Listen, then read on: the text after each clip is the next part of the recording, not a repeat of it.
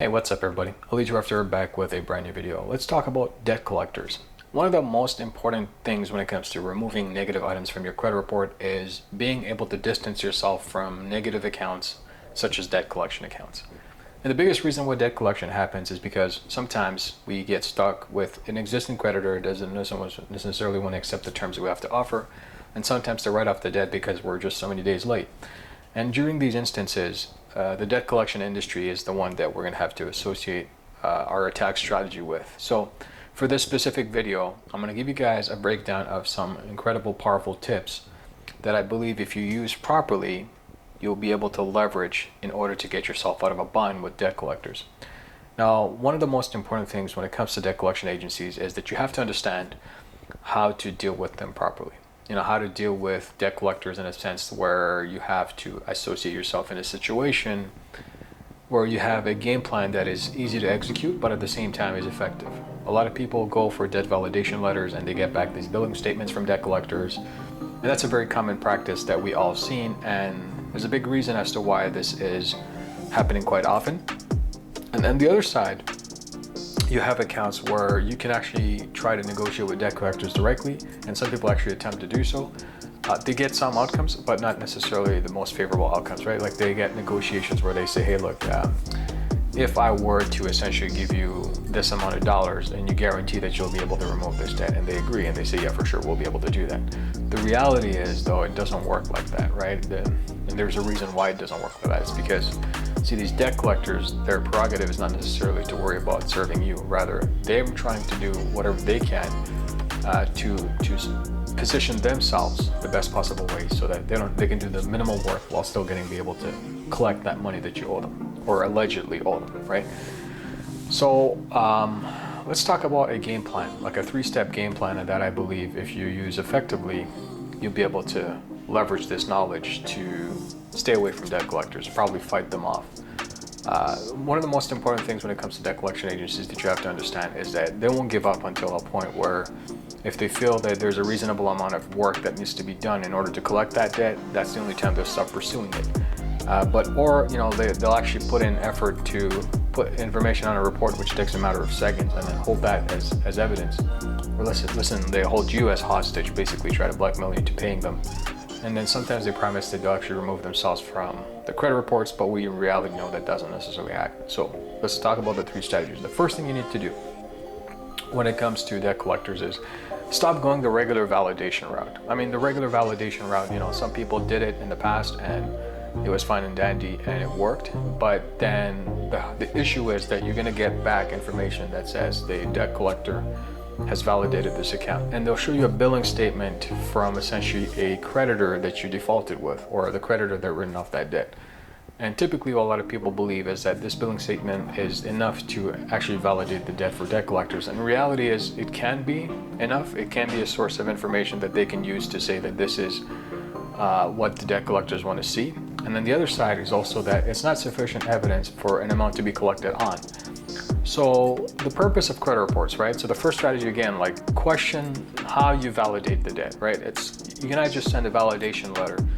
You're going to have to ask for more than that. During your validation process, you have to ask for documents of accounting that requires by law to prove that this debt actually has a numerical value in accordance to the law. Because when a debt is written off, typically the accuracy of that amount to be collected thereafter is very questionable, right? Because when a creditor writes off a debt, what does that mean? It means that they're willing to take the loss on it.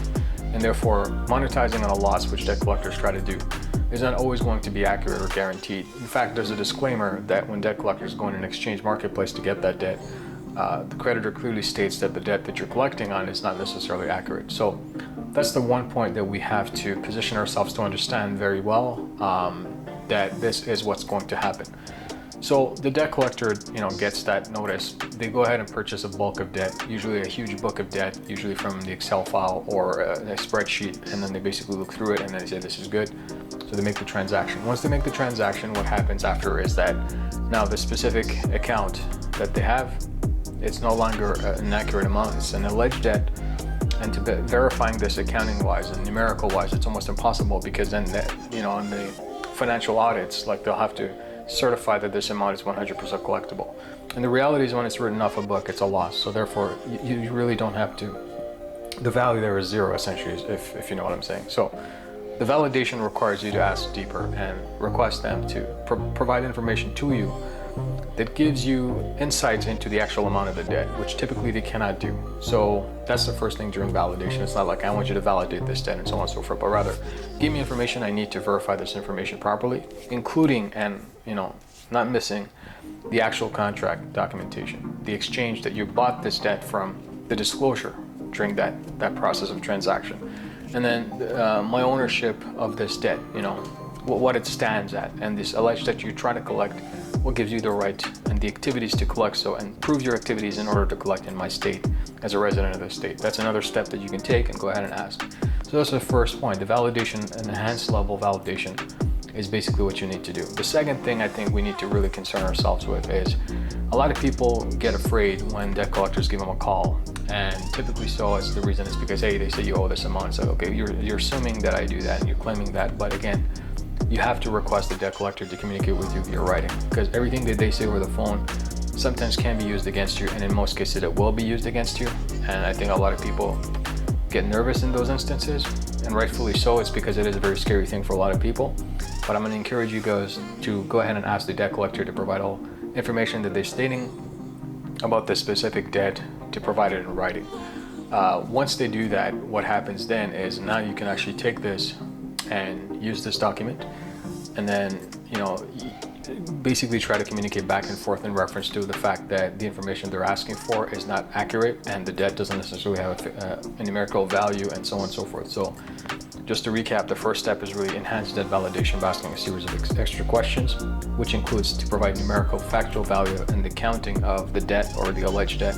The second step we did is when debt collectors give you a ring or call you up, you have to ask them to communicate via writing, because that's the best way to make sure that there's nothing that's lost in translation, which is critical. And the third and final point when it comes to dealing with debt collectors is when you communicate with the debt collectors in reference to proper validation and challenging the accuracy of the item in question, and the fact that if they have an account in your credit reports while going through a validation process or proper verification process, they cannot necessarily report to the bureaus during that time of investigation, that window.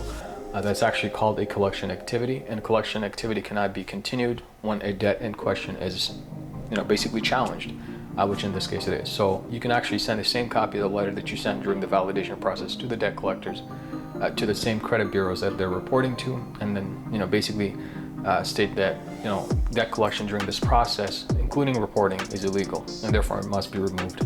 So you can challenge it that way as well. And most of the times the credit bureaus will go ahead and look into that and possibly take it off during that process where they're still validating. So that's a window that you can work with to take advantage of that if you'd like, so that you can start actually getting some results from the debt collection removal. Once that's removed, but let's assume that they reinsert themselves. And this is a bonus tip and strategy. I talked about it in one of my live streams, but I want to bring you up to date with this one because I think it's really game changer if you know what you're doing. So let's assume that during that time where they're actually validating the debt, the item comes off the credit report, because now you have a window to work with until that point where the debt collector decides that, yeah, this information is valid. But let's assume that they try to fight it and they put it back on the credit report. The one golden rule that I want you always guys to remember, and this is the bonus tip, is that when a creditor, regardless of a debt collector or not, reinserts themselves into the credit reports, they have an obligation to communicate with you, the customer, that they're doing so, right, within a 5 business day period. And the reason I say that is because a lot of creditors that we know, negative items, nobody does that. When they reinsert themselves, nobody sends a communication notice to the customer that they're going to report negative items to, or the reports that they're going to go ahead and reinsert themselves. So that itself is a violation of the Fair Credit Reporting Act. So you can use that as a bonus strategy. So there's so many different tools to work with here with debt collectors. And if you want to really take it up a notch, and you want to learn more, I have a debt collection supernova letter. It's really powerful. It's incredibly useful for a lot of people who have a lot of high limit, collection accounts and so on and so forth. You can actually check it out in the Ultimate Personal Credit Mastery 2.0. The link is in the description of the video, so you can actually go ahead and apply for the course if you want. It's really in depth, so there's a whole lot of benefit for you learning there as well. And for a limited time, I actually have a couple of authorized users that I'm including as part of the course. They're pretty big AUs, they're seasoned AUs. and I'm actually having only 20 spots limited every 60 days. So if you guys are interested, go ahead and let me know. Communicate with me and let me know by writing to Ali@alitarafdar.com if you're interested in going through with that as well. So with that said, I hope you guys enjoyed today's video. Don't forget to destroy that like button.